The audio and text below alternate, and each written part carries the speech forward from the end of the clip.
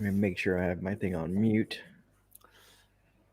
Yeah, that can be a good idea.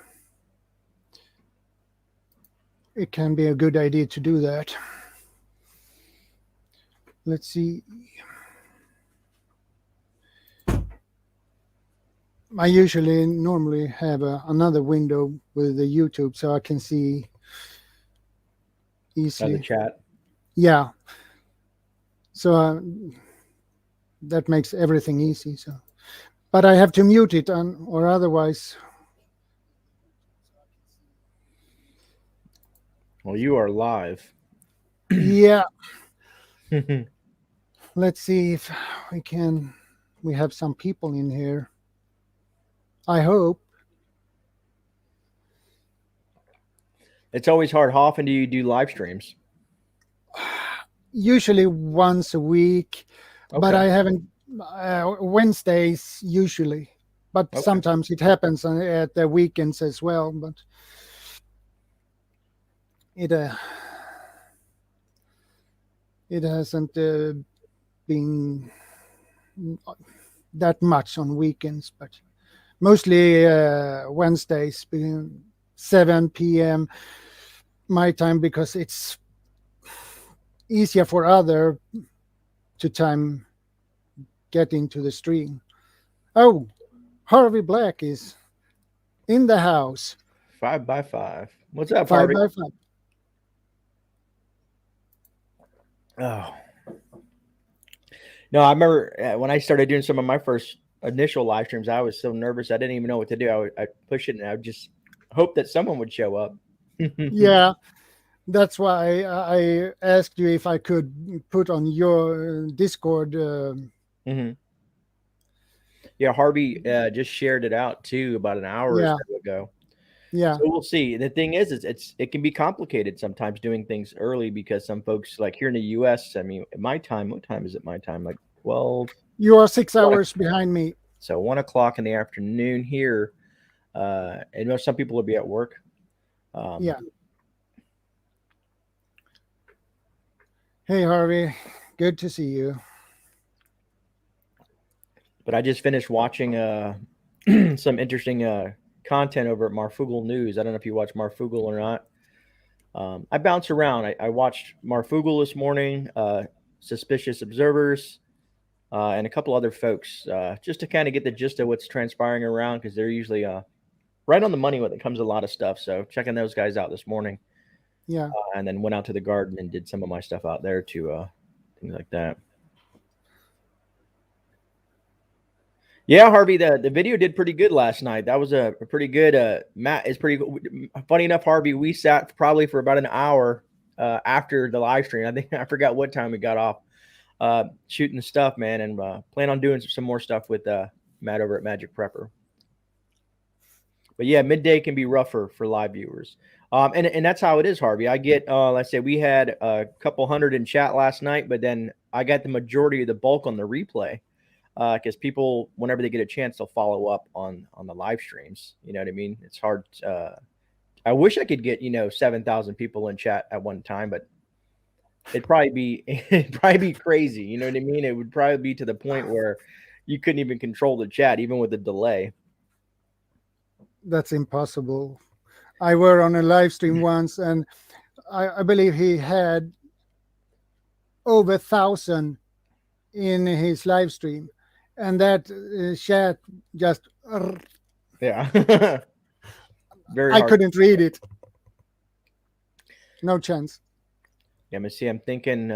Yes, on the average, I know Alaska. He has about anywhere from 500 to 1,000 in there. Sometimes Angry is usually floating around same somewhere around there. I'm trying to think the biggest one. Usually is got a gentleman by the name of Black Scout Survival. I think he had like 2 or 3,000 um, folks in there. Yeah, Black Scout. I follow his channel as well. He has really good content. Let's see how many. Oh, 4 viewing. I'm probably one So, of them. I have you pulled up on one screen. So you got Harvey and me. yeah, and me. So who's the fourth person? Well, that is a mystery. Yeah, Harvey. I don't know if you do you have you ever done any having moderations in your chat? Have moderators per se? Well, I believe he is a moderator for you. So, Yeah, Harvey is he's my like one of my main mods. Puts in a lot of work. He does put in a lot of work. yeah. But if you ever want to make someone a mod, I don't know if you've ever done it before. If you when you're in chat on the YouTube, you'll see that when you go by someone's name, you'll see 3 dots pop up, and you click those 3 dots, and it'll give you options to do stuff like that. Yeah, I remember that. If I hope. Well, Harvey is reliable, so No, Harvey is definitely he mods for a lot of channels as well. I, I yeah. I get roped into it every once in a while.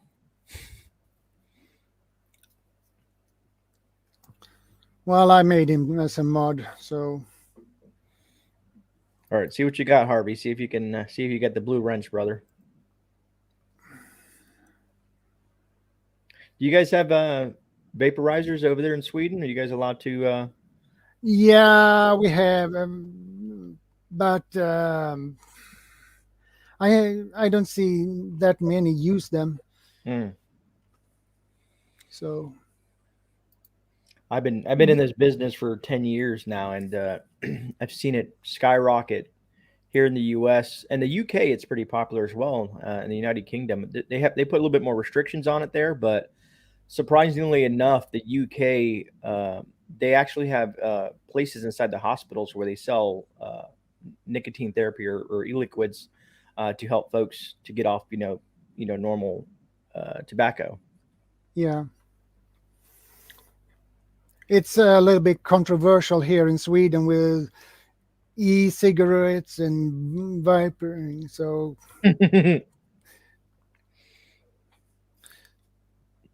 Yeah, there's welcome, Liberty Garden. Morning for him.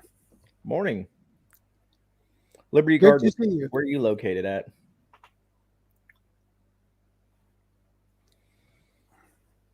But you got it. One of these days you'll get raided. I don't know if people still do that. I used to do raids on channels where they only had a few people in there, Yeah, and then I'll help you out. Where are you sitting at, Shadow? Where are you sitting at now? 1,420 subs. I think you got a few subs the other day from the Discord link in there. yeah, I got, and that is much appreciated. Yeah, it can be challenging when you first start YouTube, and even in the first couple of months, just doing content and trying to be consistent. Let me see here. I'm looking at some of your content here. Your Swedish military field dressing got a lot of got views. Okay, I see your last Wednesday chill and chat. You had some folks in there.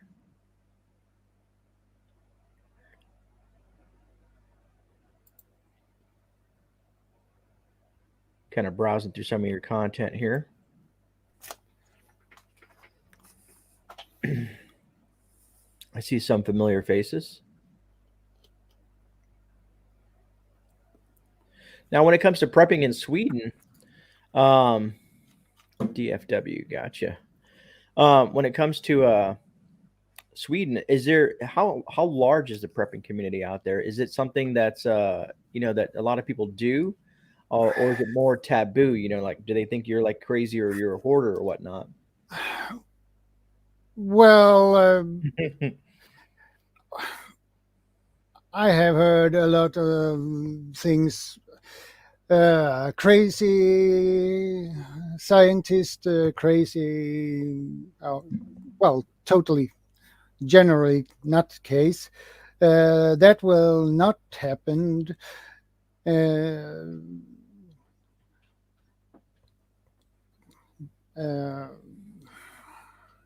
But generally in Sweden, there is not that many who really are prepared. I believe it's around 40%, I Okay. guess, and the rest are not prepared. Gotcha. Liberty Garden's asking us, what are we talking about? And Liberty Garden, we're Shadow Scout Swede invited me over to the channel just to have a discussion about random things. We've been talking a little bit about what's going on in Sweden in regards to some of the gun violence that's been progressing out there and the gangs and stuff like that. Things that you wouldn't hear in normal mainstream media. Sometimes it's nice to get a perspective in another country. Because if I recall correctly, didn't Sweden tell its citizens to store up to like 3 weeks of food or something like that? They put that. First, they said we should have for 72 hours, three Okay, days, 3 days. and I believe for about 2 or 3 years ago, they changed their minds. Hey, 72 hours is not enough. Oh, we change it to 7 to 10 days instead. So now it is 7 to 10 days. I have a brochure or pamphlet I can share with you. Okay. Because it's very useful, and I think you will like it. Okay.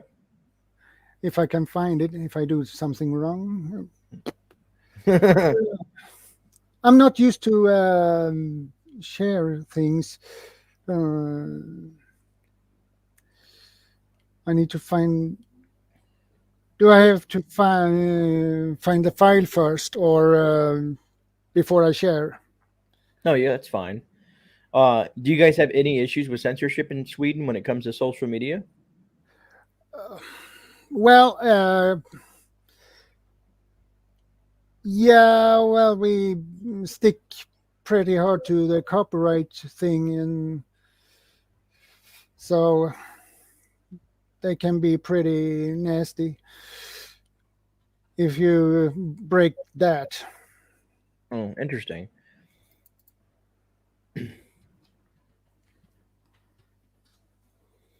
It says Liberty Garden that he downloaded the PDF from Sweden in case of war. Yeah, exactly. What's up, Oslander? Oslander inside Discord has dropped some really good information. Some good stuff, Os. Appreciate that.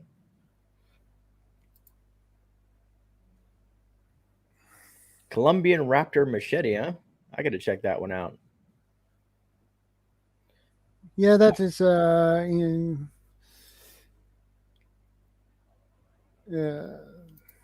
I bought that for about $30, I believe. Now, when you buy stuff, you buy. Let's say if you buy via Amazon, is it like? Can you? I'm assuming Amazon's accessible to Sweden. Yeah, it And is. they don't have any issues, or maybe I think you did say something about you can only order certain things. Yeah, I can go to Amazon.com, and I can see. Oh, I want that one, but when I check where they deliver to, they don't deliver to Sweden. Ah, okay. So that sucks sometimes. Um I hope I can do the right. Oslander, I hear you're there. If you're talking about the whole school stuff, man, it's a nightmare, man. I have to get since I'm putting my daughter in private school this year because I got a grant or whatever they want to call it, a scholarship or something like that. Um, I got to pull all these different records from all her old schools and testing and stuff like that and throwing it in there. There you go, buddy. Oh, all right. If crisis or Uh, war comes, that's intriguing. yeah, and this is on English, so I wanted to share this with you. And the best thing with this one is it's free for me to share. The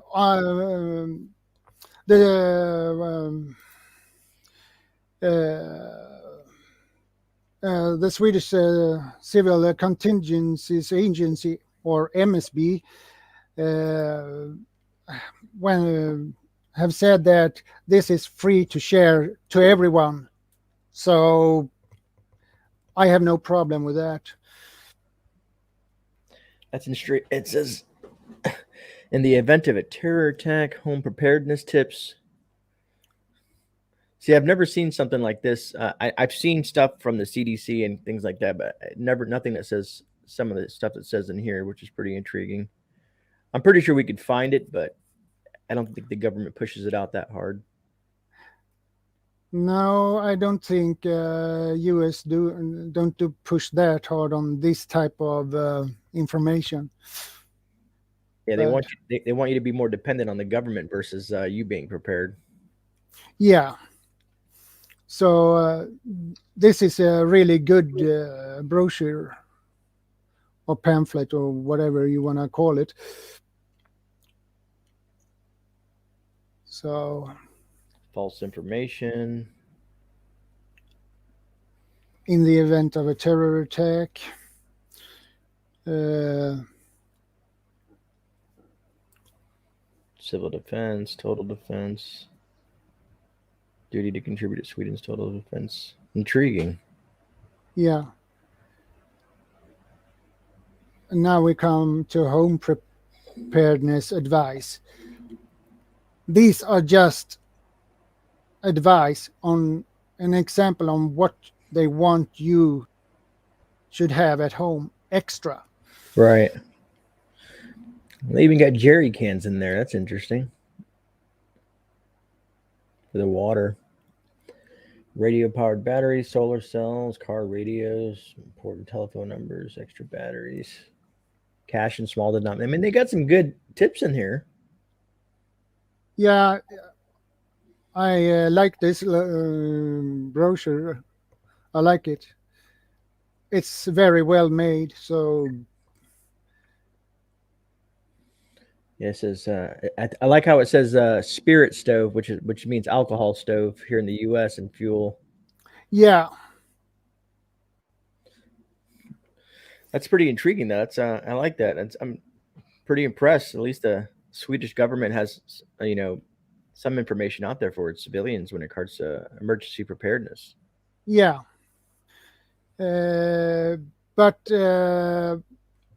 when the Cold War were active, well, the government sent out these under that period to everyone, but then they stopped doing that, which I find odd. Liberty Garden Auslander says it came out 2 years ago, right after Russia took Crimea. Yeah. And we have different warning systems.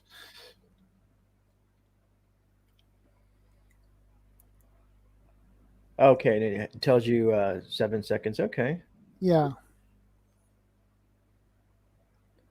More than 2 years ago. So this is a really good one, actually.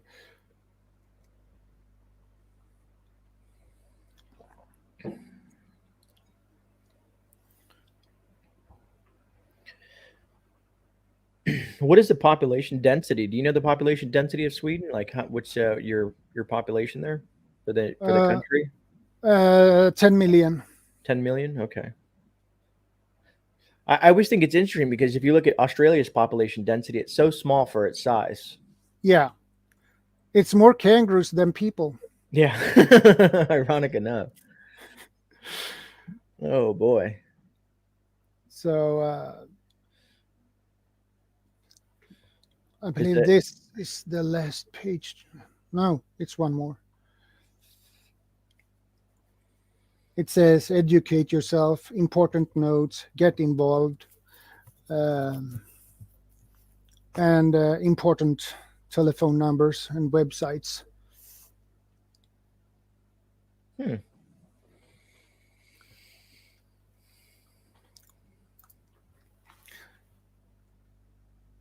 So that is well. What is your opinion about that brochure? No, I think it's pretty awesome, to be honest with you. I wish maybe if our government was to do something similar in fashion, something that's accurate, not propaganda based, but something that is accurate. Maybe reach out to folks that have been doing it for decades. You know what I mean, and consult with them, people that in disaster preparedness communities that know the information and can put a pamphlet together like this. And actually, it makes me think I wish I could do something for. Maybe I will. Maybe I will look at that, download it from the internet, and maybe take from that and put something for my community and put it in my shop or my place of business. And people like, well, maybe I can hand these pamphlets out and kind of spread the word that way. You know what I mean? I don't mind brunting the cost, and then maybe it'll catch on, and maybe I can even approach the city council or something. I don't know. It's intriguing. I never thought about that. It's got my mind working now. Uh, Yeah, that if I could get something going like that would be pretty intriguing. Um, I'm glad I can give you some ideas anyway. So yeah, no, for sure. I Auslander think East this Coast. I think this pamphlet is so important. So and it's free to share. So no restrictions there. So I can share it with my family, friends, Nice. whoever I want to. So Yeah. Auslander says the east coast of Australia is cram packed. So everybody hangs out in the east of Australia. Is that down there by Sydney and whatnot, or Melbourne and what around that area? The U.S. Red Cross issued something very similar, more so emergency disaster situations, all short-term relief supplies. I've seen that one as well, Os. Um, I still feel the Red Cross and FEMA and all those organizations out here in the U.S. For at least for us, it's some of the information is kind of standard or basic. I wish they would go a little bit more into better detail with it. And the reason I say that is because when I talk to people about water filtration or how to purify water, most of the time they have no clue. You know, uh, they just make assumptions that everything is going to be handed to them. Oh, well, if something happens, the National Guard will bring us MREs and take care of us, or FEMA will set up camps and stuff like that. Oh, and they will. They'll set up camps and take care of you all right, but they'll definitely expect something in return.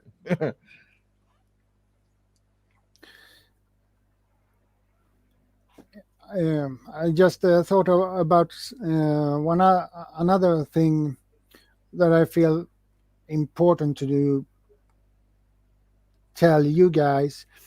Uh, I can give you a little backstory. After World War II, the government or Sweden didn't had any food stockpiled. They had nothing. Not even before World War II. Right. Not even at 1914 either. We didn't had any. Government hadn't stored any food or fuel or anything like that. So the government began, I believe it was 1948 to or 1950, I Mm-hmm. believe. They said that we need to store food, medical supplies, gas masks, everything you can stockpile, basically. So they began to stockpile these around 1948, 1950, and they kept going on that for a couple of decades. But the problem is, when the Cold War was over, in the middle of the 1990s, around there, they said that we don't need these food storage. We can just phase them out and close them, basically. Mm. So that is what they did. In 2003, were the last food storage were phased out. So Sweden have no food storage in a case of emergency. So that's a problem. So Yeah, now, when we have a threat from Russia and other actors around the world, so that makes them think again. We were stupid who faced those storage out. Why did we do that?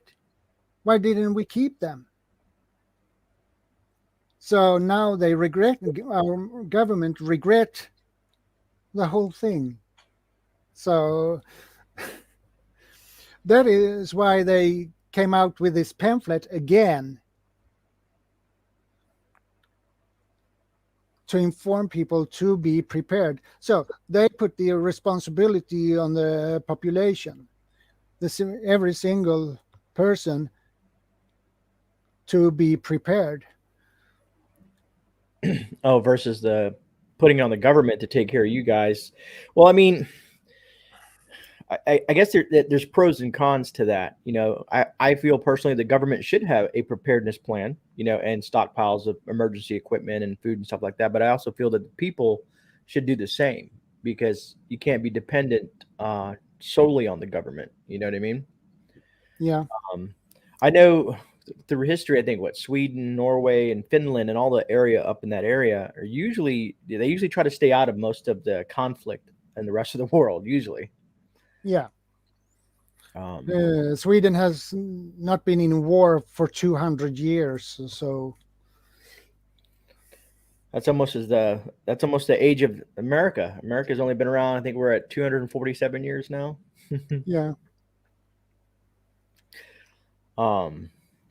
Yeah, because I don't really know. I'm seeing Harvey put some statistics down there, which is intriguing. Yeah, he did. But let me see if I can pull this up. I'm trying to see if I can find it. So you guys, well, Finland, I guess, is closer to the northern region of Russia. Yeah, they are neighbors basically. So, And then you get the Baltic Sea there, and then Denmark below you. yeah. What is the temperature like up there? Because that's kind of north of the United Kingdom, and I know they're usually pretty cold. Today we had 21 degrees Celsius. So, but the problem is we have a lot of rain as well. So we are in a month what we call dog days. That means high humidity and hot. So that makes the food spoil very easily. So you can leave a bread loaf on the desk, and the next day or day after that, it's spoiled. Oh, It goes wow. that fast. It goes that fast. So Yeah, Auslander, Switzerland. I do give the Swiss credit, when it comes to that. hey, ungrateful peasant, welcome to the stream. Says he hasn't seen you in forever. Yeah. But no, I do give credit to the Swiss Auslander as well. They are prepared in the aspect, and they're dead center. If I remember correctly, the Swiss are dead center. Yeah, between France and Germany and Italy, they're kind of like surrounded on all sides. And then another thing I have been thinking a couple of days now that I also want to mention. Sweden produce about 30 to 40% of the all food in this country. Really? Yeah, 30 to 40%. And the rest of the food are imported food. So we import from Morocco, Italy, Spain, coffee, tea, corn, I see. fruit. Liberty Garden says that he was in Malmo in 1995. Yeah, it's a lot of problems there now. Yeah, I was going to say with the supply chain and being the shortages that exist currently in all countries currently, you know what I mean? Everybody's kind of closing their borders when it comes to sending out food to other countries. Are you seeing like that in your grocery store in your area? Are you seeing shortages of food or stocks or the shelves stock less, or is it the same? Yeah, I have seen a little bit shortage of meat. Not much, but a little. So that is a little bit worrying. Uh, and the problem is we import fuel. And do you know where we import our fuel from? Russia. Really? Yeah, Well, ironically enough, that's what we're doing now here in the U.S. We're after the current president um, took power. Uh, we were dependent on ourselves. We were trying to become energy dependent on our own reserves and fuels and stuff like that. Now we're importing more. I think, matter of fact, I can probably find it. Harvey will probably find it faster than me, but I think uh, I think we're importing more fuel from Russia than anywhere else now. yeah. So I consider that is a huge problem because if we will get cut off for some reason, we are screwed because we are not self sufficient. And the authorities has been thinking of that we should be self sufficient on food, but we are not. What we produce now here in this country,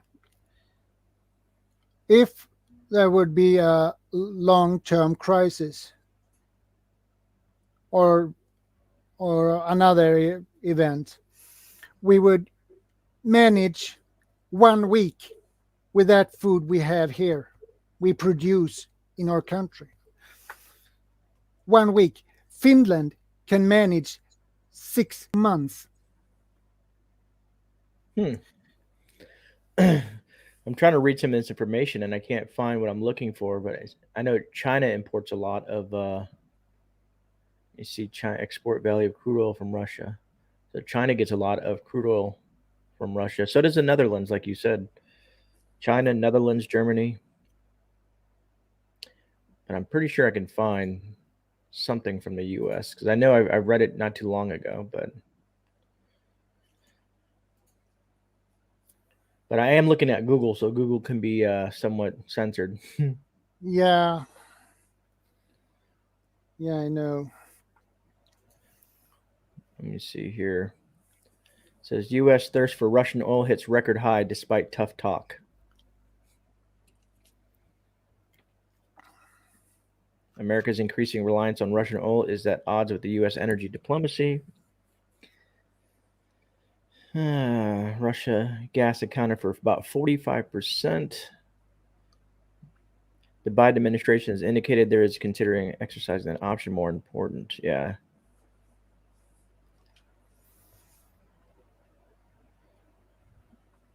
So we are getting a lot more from them as well. Let me see. What did I miss in here?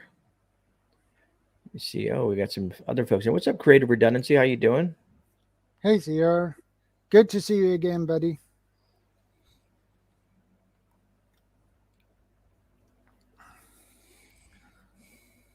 Let me see. U.S. will import 62% more crude oil by 2022 due to domestic production decline, says the EIA. Thanks, Harvey. I knew you would find it. I know you're quick on that, man. That's why I like what you do, man. You're quick at disseminating all the information and getting it out there. Yeah, he's really fast.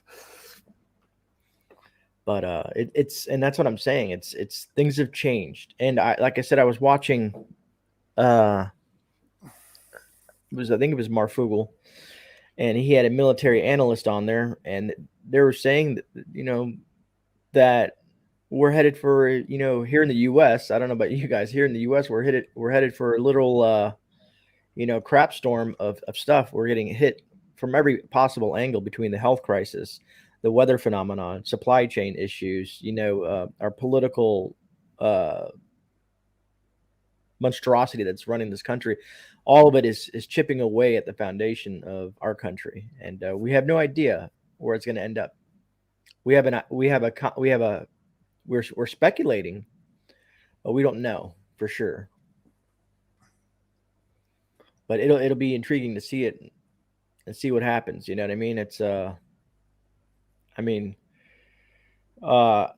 don't know if you were on the live stream on that one Thursday night that I had ran into an ICE agent. I don't know if you know what ICE is down here in the U.S. It's an Immigration's Custom Enforcement agent, and he's a federal officer. He was in my shop, and he showed me his badge and his credentials, and he told me, we had a conversation, and he told me, I said, what do you see? And he says, honestly, I see war. And I'm like, war with who? And he says, no, war within the U.S. with each other. And this is coming from a federal officer who's been working for for ICE and other agencies for decades and decades. So it's pretty intriguing. It's pretty intriguing to hear that kind of information coming from folks like that, that are privy to information that normal citizens aren't privy to. Yeah, and you have serious problems over there, so you risk another civil war. Yeah, well, Roger that, ungrateful. Here's the funny thing: is if America does, if it was to go into a civil war or revolution or whatever kind of war internally, I guarantee you it will affect the rest of the world because of what the U.S. economy has an impact on the rest of the world. Yeah, and the thing is here, Sweden are very dependent on U.S. How the U.S. dollar. Mm-hmm. So if that fails, well, it will affect our crown. So, right. And Sweden and U.S.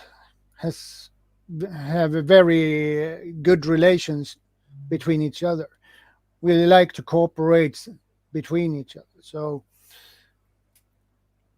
Roger that, Auslander. And yeah, I've been seeing that. If speaking of Auslander, because you've seen the things happening in France, Italy, Australia, all the the protest and going on there. People are standing up because all their rights are being stomped all over.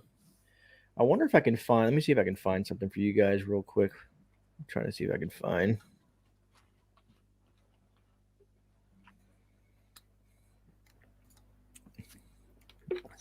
Let me see if I can find the information I am looking for.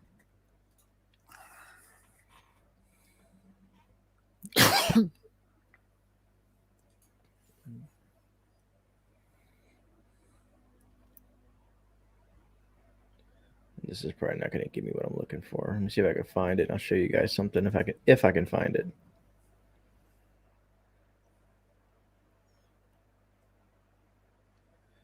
Where are you at? If someone can give me a link to it, that's what I'm trying to find here. Lots of articles on this subject, but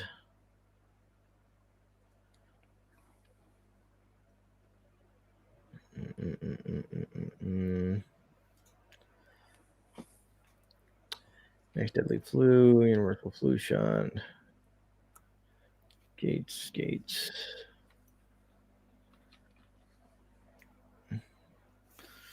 Let me see if that'll pull it up or not.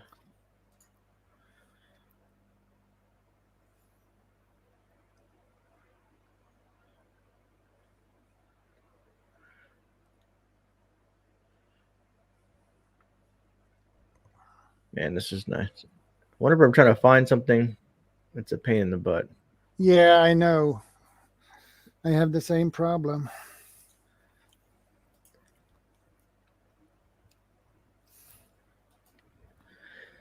Oh, let me see. Nope, that's about Russia.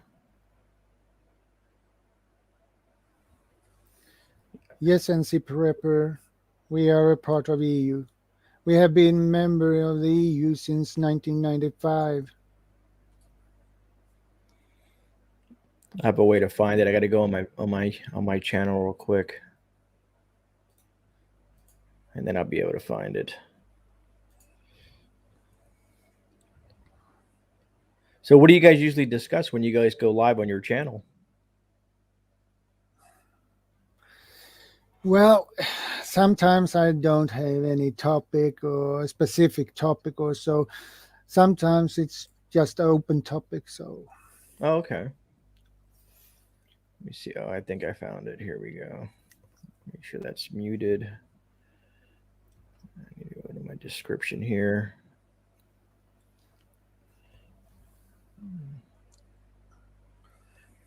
Did I really not put a link to that in here? yeah, betas.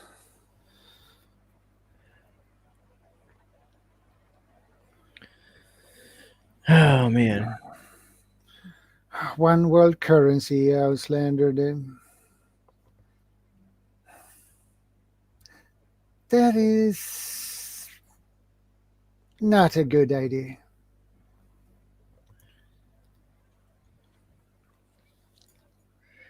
This is driving me crazy, man.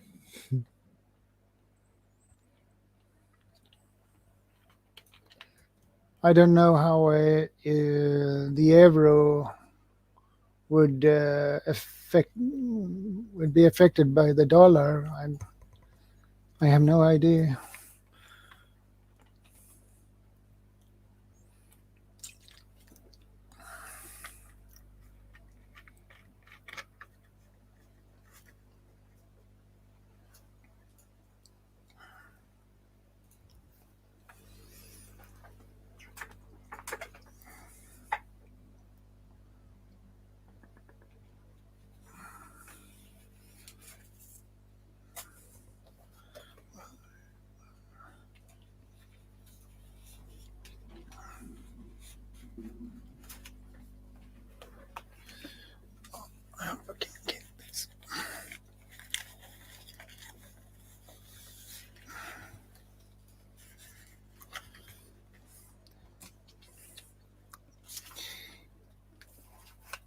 Gray, I know you are a big fan of books, okay? Mm-hmm. This is actually a book of nuts. I recommended you. Oh, nice. That's a pretty good size book as well. Yeah. Nice. Over 4,000 nuts.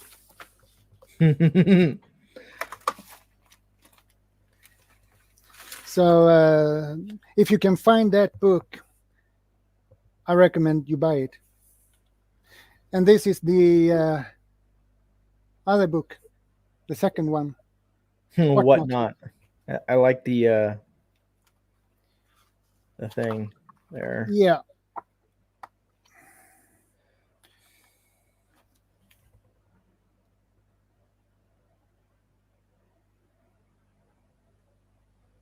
All right. On English. So I can't find what I'm looking for, but I found a website that's kind of breaking it down. But basically, it's a website called Deagle.com, and it predicts it's predicting a massive global depopulation of 50 to 80% by 2025. I was trying to find out what it said about Sweden, but I can only find like Canada. It says the population will drop by 26 million. The UK will drop by 15 million. The United States is the biggest one. We're supposed to drop by 100 million. Yeah. Germany will drop by 28 million. France by 39 million. Australia by 15 million. Yeah. Which is huge for Australia. Yeah. But and the GDP is supposed to drop tremendously as well. I wish I could find the actual page to show you guys, but I know I talked about it in previous videos before. And this is the third book I recommended you. All right. And how often do you practice some of these knots? All right. The complete book of knots. Well, I try to practice when I have time. So it hasn't been that much time to practice. So, but I should practice more than I do.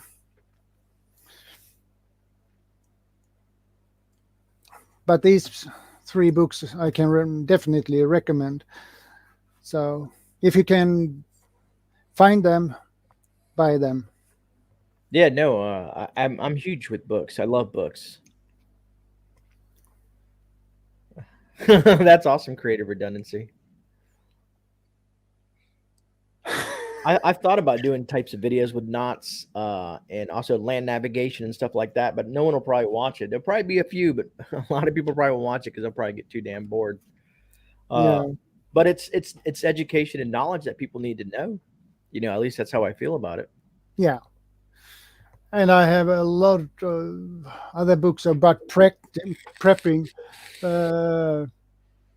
Most of them are on English. So yeah, Liberty Garden. You know, being in Florida, fishing a lot. I've learned a lot of knots when it comes to fishing, and also, you know, when it comes to using. Also, in the military, they taught us knots. Believe it or not, we've learned a bunch of knots when it comes to being in the military. Knots can come in very handy depending on what you're doing. Even in my daily tasks out in the garden, I'm using different types of knots for certain things to tie down certain stuff. And thanks, Harvey, for putting that link. What I'm going to probably try to do, Harvey, is see if I can go to some of my. I have a bunch of used bookstores that I've made friends with, and see if they actually have that in stock. I love saving money whenever I can. Taut line hitch can be used to make your paracord bracelets. Roger that, CR.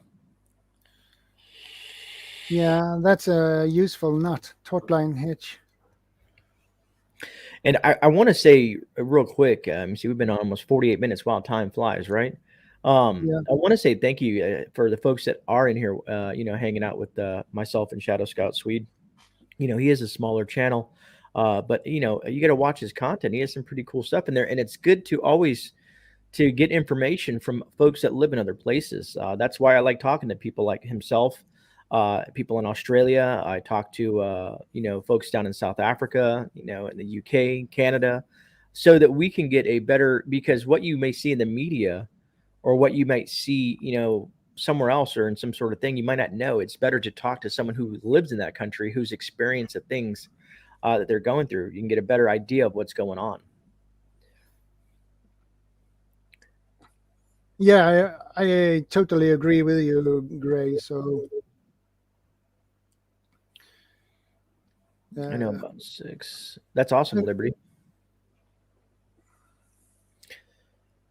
I know about a dozen main knots that I use on a consistent basis. You know, those are my main knots, but then there's also other knots. And when you get a knot book, you start learning and playing with some of these ideas, and it's pretty intriguing. You're like, wow, this can come in handy for this situation. I'm a huge in note taking. If most people know that, because you know, most of the videos I do, I have notes everywhere.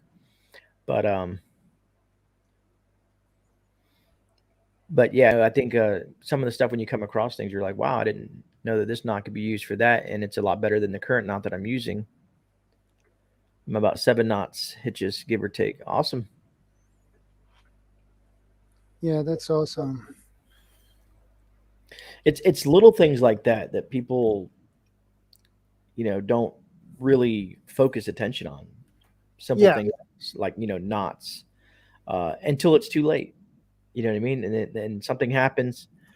Let's say someone trying to, let's say in a extreme wind situation, the wind is very nasty, and it's pouring down rain, and you're trying to put your shelter up, and you don't know how to tie knots, and you're tying something, and then the knot's coming loose, or they just snap because they're improperly tied. Um, I don't know. I just think stuff like that is important to add to everybody's repertoire when it comes to knowledge base and prepping or preparedness. yeah. And I got two. I want to show you these two. All right. This one is really good, actually. I have read it 2 times, I guess. And we have this. 52 prepper projects. Okay. This one is also very good, actually. So I have a couple of more books on English in this topic. So very useful. Agreed. You learn a lot from them. So, and you can go back, and if you forget something. So I like that. Oslander, you're absolutely right. I talked about that in the video. SDRs. That's man. It's a rabbit hole with SDRs, and where it's going. Did you see what RB Black said? Yeah. Well, it's not that difficult to tie a bandana. I actually use just a reef knot or square knot. So, But to your credit, Oslanders, the IMF and SDRs, that's just something that's good. They're trying to centralize all the money. I mean, look what number 46 did just recently. He sent a $500 million to the IMF, or $600 billion. I don't know. It was a retarded amount of money he sent to the IMF to disperse American wealth and other places, which we're so far in debt. It's ridiculous, and I don't understand this administration. I hear you, NC Prepper. That I do. What is an SDR? I'm usually on top of that stuff, but so an SDR stands for special drawing rights. It's let me see, how can I explain it? It's like a specialized. I'm trying to think of how I can. It's not currency per se, but man, it represents currency. I could probably send you a link, or maybe we can find a link. Harvey can probably find it. It'll send you to a description of SDRs and the IMF and stuff like that. yeah, SDR is similar to Bitcoin or something like that. Not necessarily. And funny that you mentioned Bitcoin, because in this new infrastructure bill that our government's trying to pass, is trying to basically attack, cryptocurrency, which I thought was funny. When you read into some of the stuff, people like, oh, the Congress is passing an infrastructure bill, in their head they're thinking, okay, bridges and roads and stuff like that. No, you got to read the fine print. Our government is extremely sneaky with sticking things in at page 1000. Like they're trying to tax us per mile for driving our vehicles. You know what I mean? Inside that infrastructure bill. Oslander has a question for you. Yeah. Well, if Russia would make it difficult for our fishing boats to fish, well, we would lack of fish, and that would be a problem. But in that case, we have to go back to regular meat, beef, pork, ham,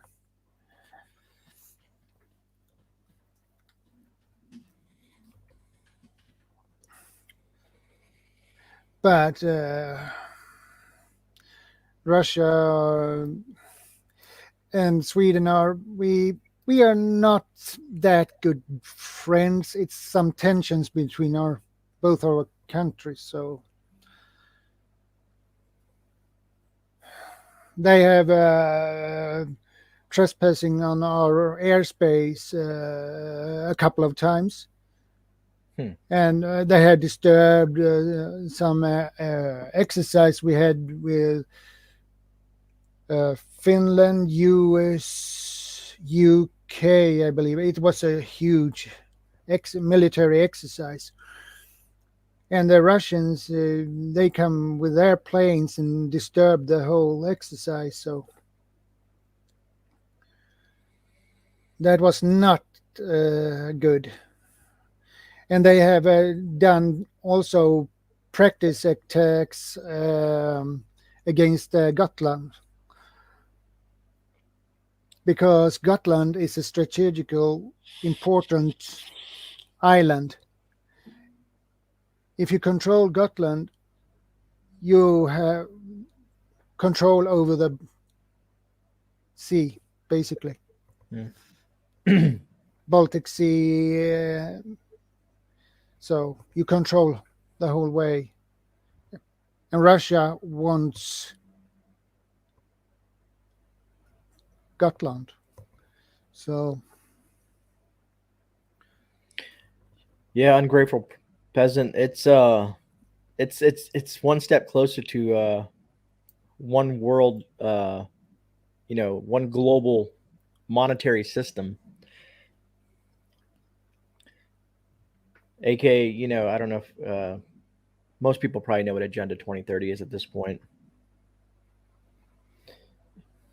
And I'm really curious to see some of these predictions. Like I said, that what I was talking about, the Deagle forecast says, American population to decrease by 70% or 100 million people by 2025. Well, we're getting close to the mid to end of 2021. So that leaves 3 years from 2022.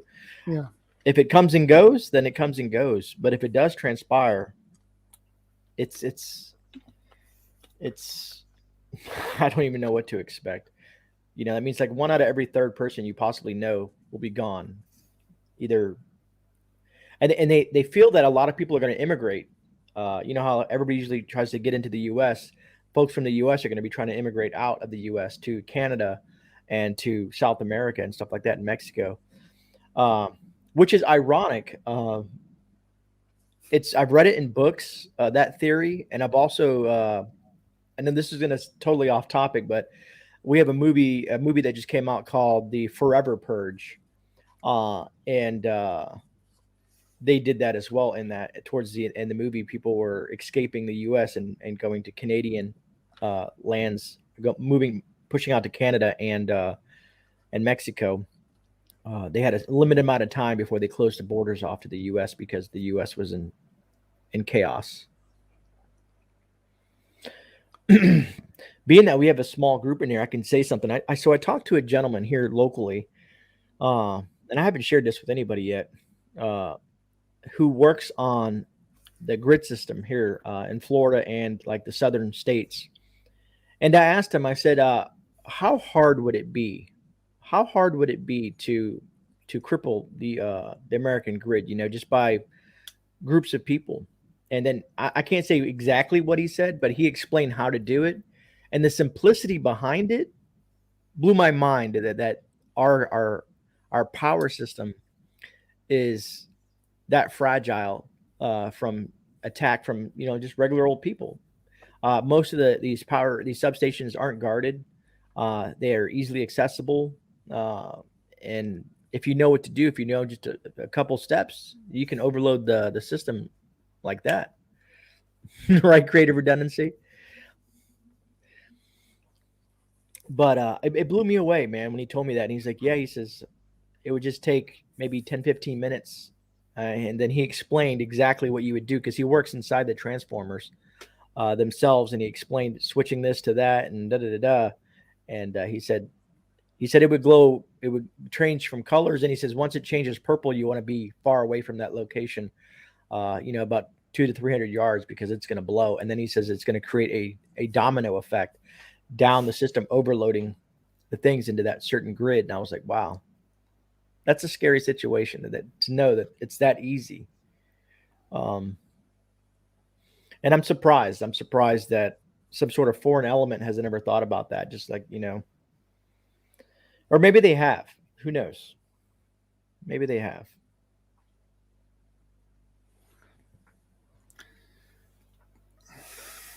The movies that get shut down like Gray State, or TV shows like Jericho and others that get cut off. Yet, Ungrateful, that was a great. I loved the TV series Jericho, and I was extremely upset when they ended it. And then they tried to come up with this partial season of it, and it was horrible. And I think they did it on purpose so people would lose interest. Yeah, I have watched that TV show as well, and it was really good, actually. Mm-hmm.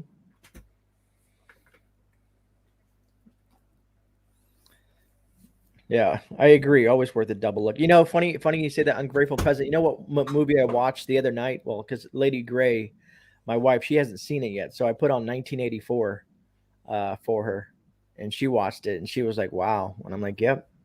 That's why a lot of people reference that movie. Just because the amount of and it's factual to the extent that what you see in the news or what you read in the paper, sometimes it's just misinformation. Yeah.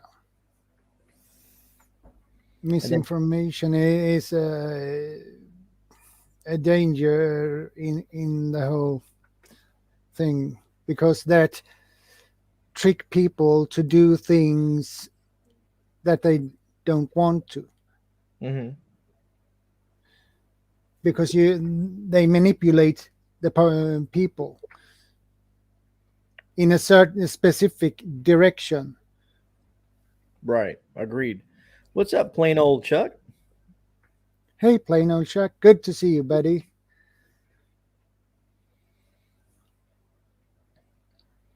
But yeah, no, and that's what drives certain narratives is misinformation. Yeah. It's intriguing, and people. America is really good at it too.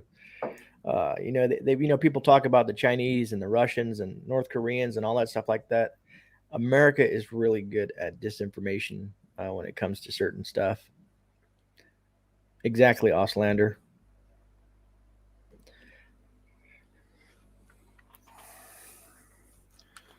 So another problem we have here in Sweden as well, that is, I consider it a huge problem, because Sweden is almost 100% cashless. Oh, really? Yeah, it's only a plastic card we use. There is some stores, grocery stores, and some other stores who still accept cash. Otherwise, you have to pay with your plastic card. And I consider that as a huge problem. Yeah, for sure. If you upset the powers that be, all they have to do is go and push a button, and you have no more money. Yeah, exactly. And I'm a vice president in our local civil defense association here in Sweden. And I have talked about it with my colleagues there, and they agree that that is not good, that we are almost 100% cashless. That is not acceptable. We need real cash, physical cash, if something shuts down. Yeah, because what if the grid gets shut down? What about if there's a massive power outage in the country? What do you guys do to buy food or to get fuel or to do anything? We can't do anything. So it's just like you're just frozen, man. That would be a scary situation, man. Now, do you Do you guys have access? I mean, I'm assuming that you would have access to like silver and stuff like that.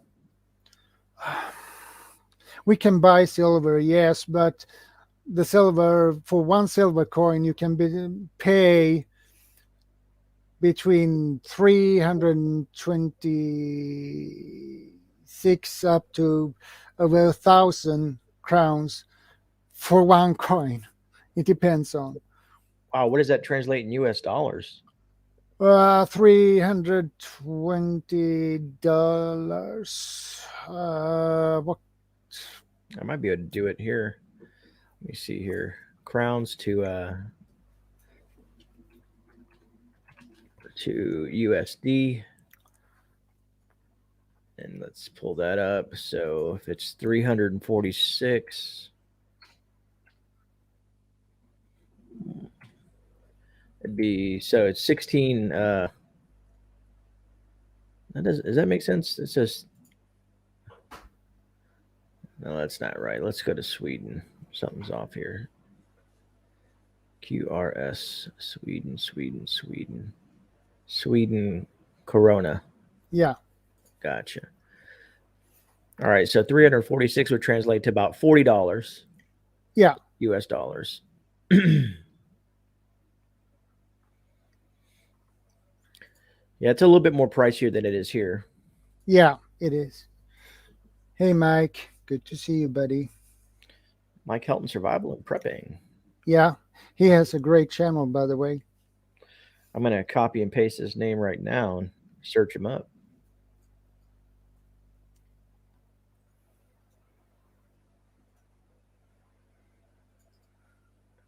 I'm always on the hunt for new channels. I love watching different content from folks. There he is. All right, Mike, you got a new subscriber? What you got going on here? Making sinkers and lead. Yeah, he do a lot of things.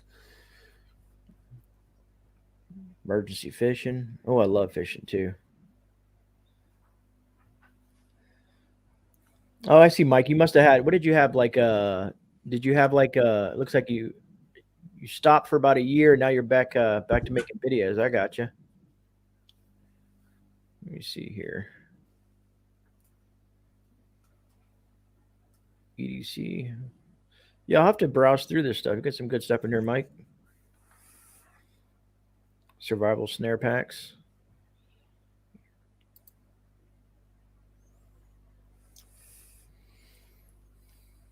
Wow, that's crazy if that's true. We pay, well, I pay about 33% in tax on what we make. So what is the average monthly income for someone who lives in Sweden? a normal income would be about 20,000 in month.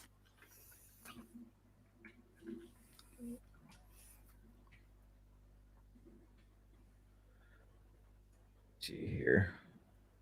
You said 22,000 a month. 2022. It depends on what kind of work or job do you have. So anywhere between $2,000 and $2,500 US dollars. Yeah. So that's anywhere from 500 to roughly a little over 600 a week. But if they're taking that much out of your check, that's not cool. Yeah, if you make, let's say, 20,000, and when you get, that is before taxes, income tax has been taken from your paycheck. Mm-hmm. You have, when the tax is drawn, you have at least around 17 and a half. Yeah, that's That's not much from what it seems, at least from what I'm figuring out here. Because let me see here, 17. That. That. 5. 4. So that's like, I don't know, roughly about $10 an hour. $10 US dollars an hour if you worked a 40-hour week. Yeah. Which nowadays here in the US, that's pretty much minimum wage. That means you're not doing well, you know. Yeah. But your cost of living may be different than us. You know what I mean? Yeah. Our rent, living cost is pretty high. Everything is expensive here. So I pay around a little bit over 6,000 for my apartment every month. Now, I'm assuming since you're in the EU, like your healthcare is included. You got like free healthcare and all that stuff like that. Yeah, if you go to the healthcare center, yeah, you pay only 300 crowns. Okay. Interesting. Yeah. And that's what I tell folks here in the U.S. Everybody says, "Well, we want free healthcare." Because healthcare here is all about profit, you know, in the United States, and that's why we don't have free healthcare. But what they're trying to do, you know, if they people don't understand, if they give us free healthcare, if we were to get into a free healthcare system,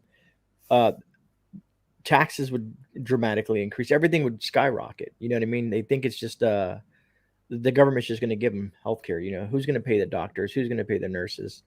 And the people I've talked in Canada say that the healthcare there is okay, but sometimes depending on what happens to you, if it's something like a broken arm, that you can wait, you know, weeks before you get seen or something like that. I don't know if that's true or not, you know, but I've heard some horror stories. Yeah, we have pretty high taxes. When you buy a shirt or a computer, or a car or something, it's tax on that, and we have tax on gas and diesel. So Free don't come for free, really. Exactly, creative. Nothing is free. People think that these stimulus checks and other things, this stuff is free. It's not. It's not. They think it's free, but they will be paying. They will be paying eventually, and we are the taxpayers themselves. You know, who us that work for a living are paying for it. Yeah, but on the other hand, we have better health care here than you have in US. Oh, I can imagine. Yeah. You would be happy if you got here and you get sick, and what you have to pay a smaller amount, 300 crowns, to go to the healthcare center. So, well, that is some of the benefits with high taxes.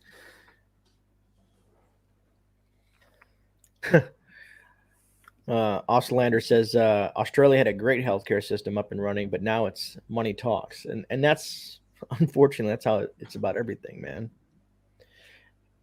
As we've learned here in the U.S., you can commit any crime in the U.S. as long as you have enough money, you can get away with it. Yeah, I have heard that too. So it's always about money and greed. Yeah, greed talks. And it's funny when it comes to politicians here in the U.S. Some politicians get into politics with a mindset to help its constituents and people, and then they get exposed to this money and people paying them off and lobbyists and all this stuff like that. And then they become corrupted. So they go in with the initial foresight of, yeah, I'm going to be a great politician. I'm going to do good for the people, and then they end turning to be just another corrupt politician down the road. Oh, that's an interesting question, NC Prepper. It says, what kind of growing season does Sweden have? Well, normally we usually plant and put our seeds in the ground in April, something around there, April. And some, it depends on what you want to grow. Some seeds you have to plant in May. So Yeah, I feel blessed living in Florida for several reasons. You know, the political environment's a little better in my area. It's not perfect, you know what I mean? There's some things that I've read into that, you know, are shady and, you know, stuff like that. But the growing season here, at least in my specific area, you can almost grow year round. You know what I mean? We don't, yeah, even in the wintertime, we barely get below, let's say, 45 degrees in my area. Um, so there's an option there to grow a lot of different foods on a consistent basis. so And I'm going to try to show that on the channel. And here in December, when December comes up and everybody's not gardening anymore and all the channels are not talking about gardening, GrayMan's going to be showing his garden still. I'm going to be like, yeah, well, I'm growing this right here and I got this growing. Uh, so just to see how it plays out. Maybe people will still want to see some gardening in the wintertime, you know? Who knows? And it's an experiment for me. Some people said you can't do this and you can't do that.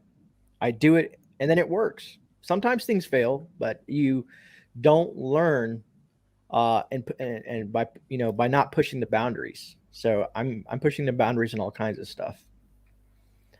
You know, if one of the plants die, I'll harvest the fruit from it, take a couple of the fruits and then replant the seeds and then regrow it, just to keep that cycle going to see what I could do better this time. Because I had the plants, or I had watermelons, and the bugs destroyed it, absolutely destroyed the plant.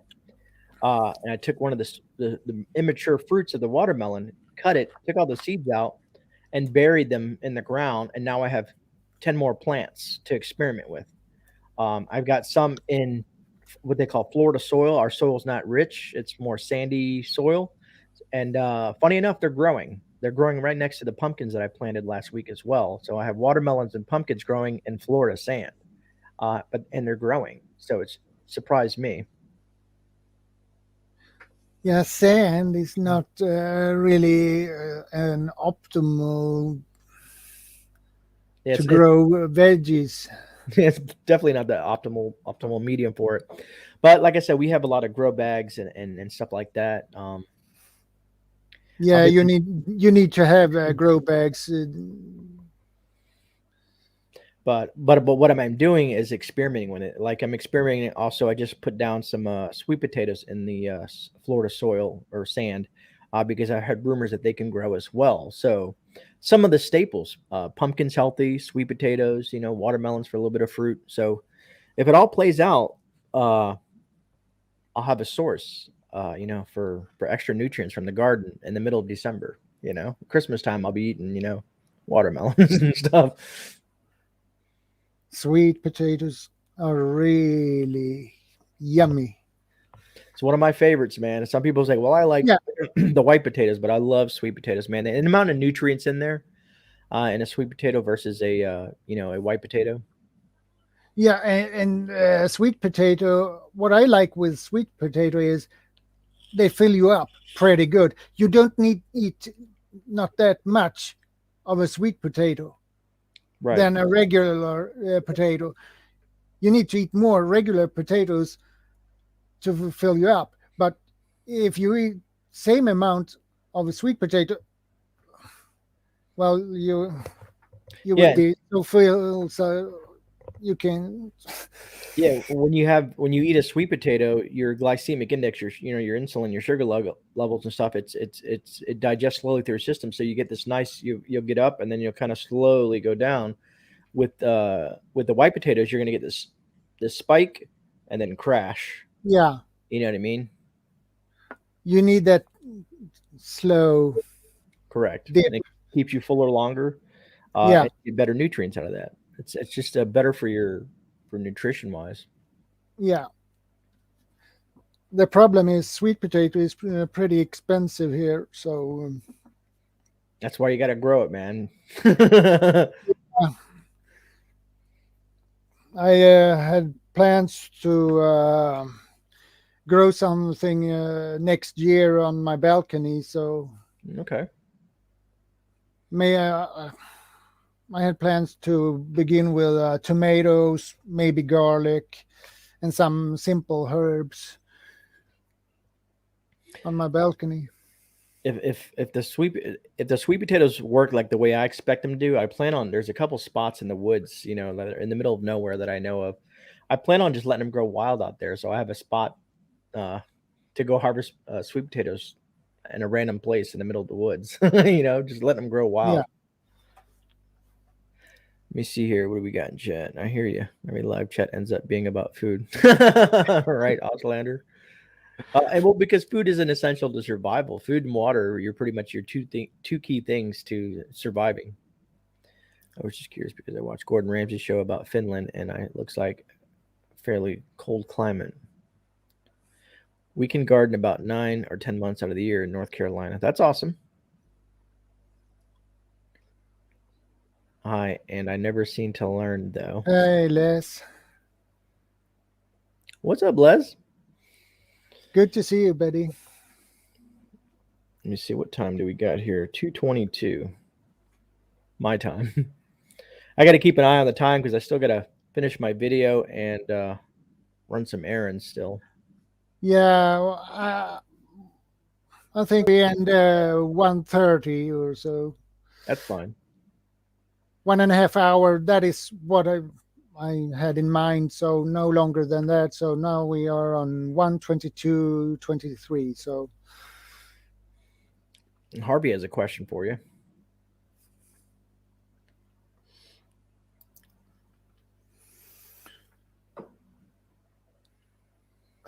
yeah, some of our authorities here had some problems with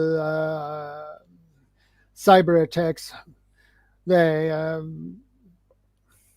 their websites were basically shut down. They couldn't do anything. So it took a couple of days before they could fix it. But that was not a ransomware. But we had a problem with a cyber attack on that American software company. I don't remember which one. It knocked out my local grocery store's register system. So they had to close the store for a couple of days, and there were gas station that had got the same problem, and I think there were a couple, and a pharmacy had got the same problem as well, because they used the same software from the same American company. Some company the attack were directed to. So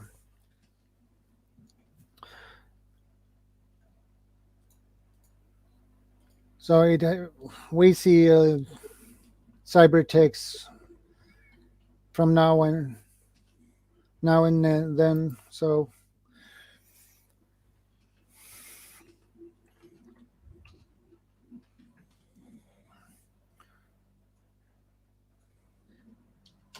okay, Mike,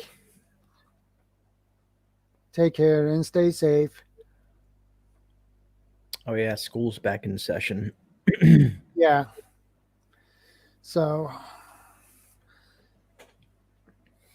I think my local grocery store, which is called Coop, not a chicken coop, just Coop, they had problem.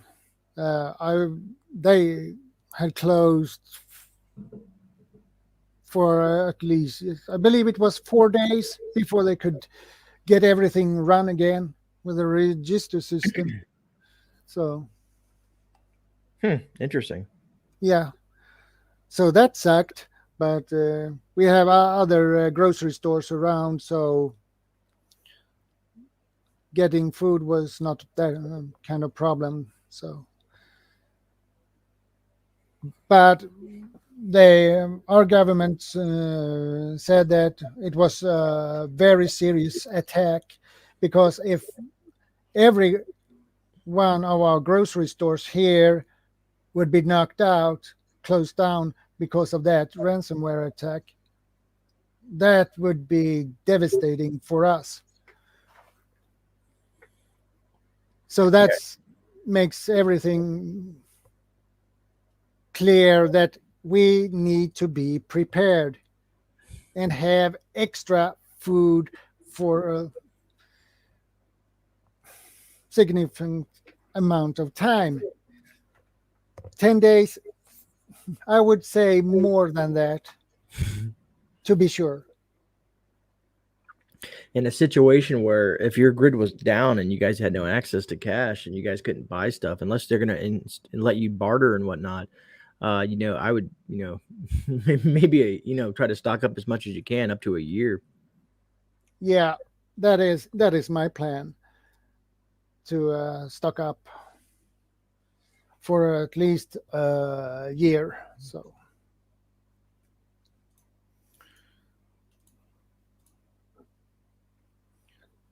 that is my plan. So, but I'm not there yet. But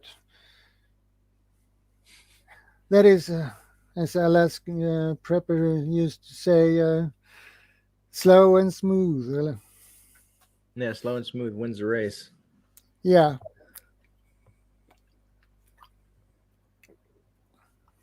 So I try to restock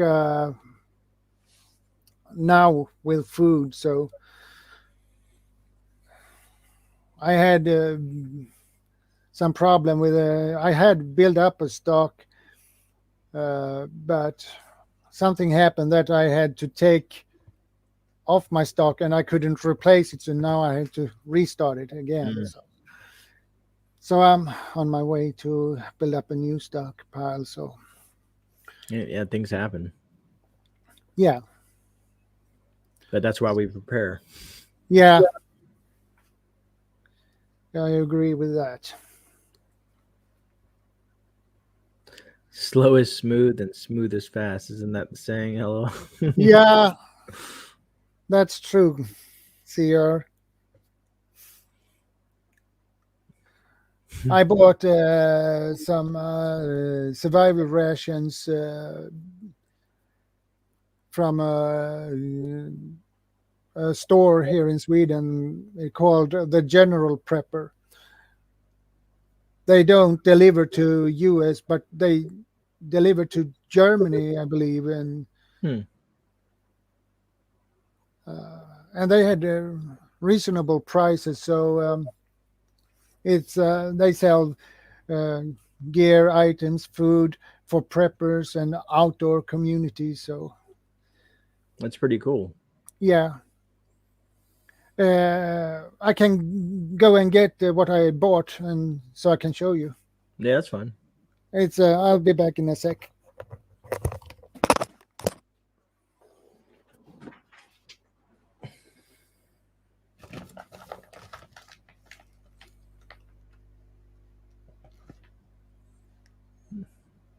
You want water? It made me think of this. Oh man.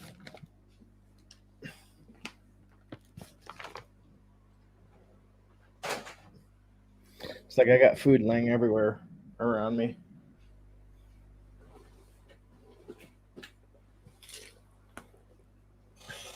Beef stew, anyone?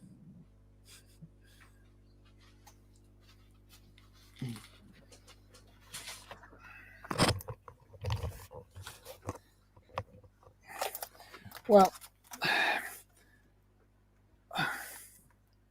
I bought these biscuits. Oh, okay. Last for 20 years.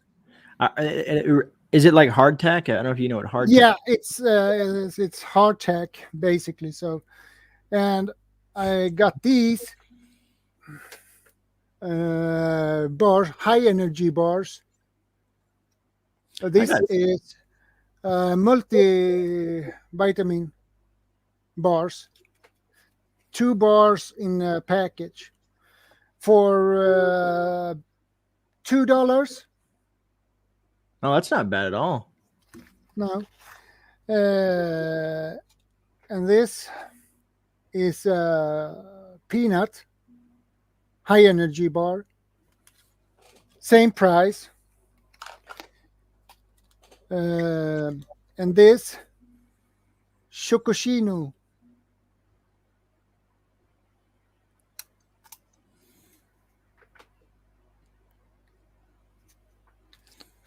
And I also bought stupid cam. I bought these gluten-free and vegan. 20 years.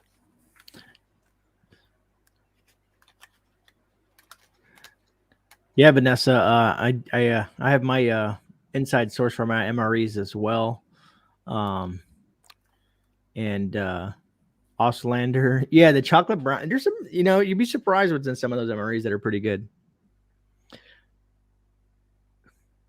Yeah, raisin cookies and stuff. There's all kinds of good stuff in there.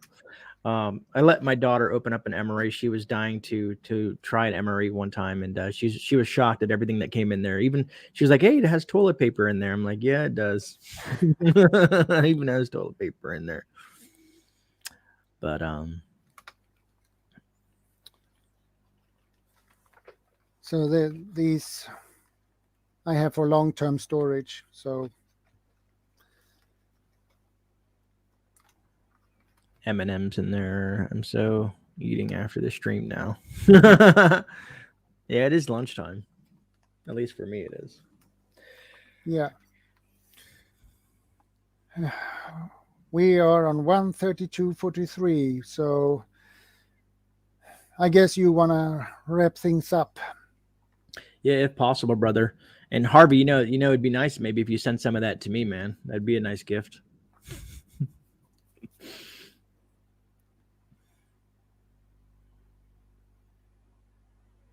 Sounds tasty.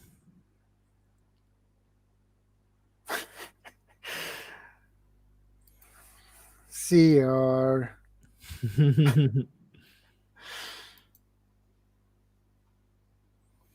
But no, I appreciate you, man, inviting me over to the channel, man. Yeah, it's an honor for me to have you here on my channel. I tell everybody I'm easily approachable. I'm not even if I was at 500,000 subscribers, I'm still gonna support other folks. No matter where you're at on the YouTube channel. But I think you're a good dude or a good person in general. I'm gonna go ahead and I'm willing to go and hang out with some folks. I think that's only fair because that's just how I started. So you can't ever. People who should not deter away from that. It's like when people are celebrities, and they live in a neighborhood that's distressed and poor, and then they become part of the rich and famous, and then they forget about their entire community. I never want to be that person. I always want to still intermingle with everyone. From every aspect. I agree. But so, like I said, I do appreciate you bringing me on, and I do appreciate everyone in chat. What's up, Die Bullfog? We're wrapping up, man. It's been an hour and a half, man. Hey, Die Bullfrog. It's good to see you again, Uncle L. He's a funny guy, by the way.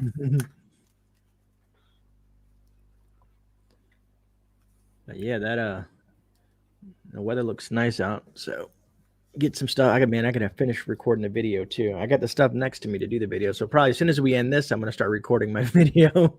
Yeah. Before I can get out.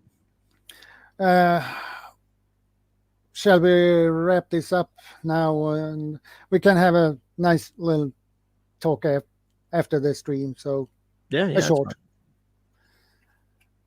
Yeah. Okay, guys, we have to wrap things up. So thanks, guys, for stopping by, and yeah.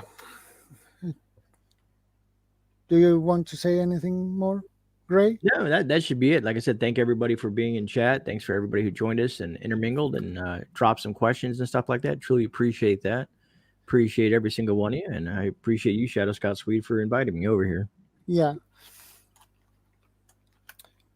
And it's an honor. So until the next time, guys,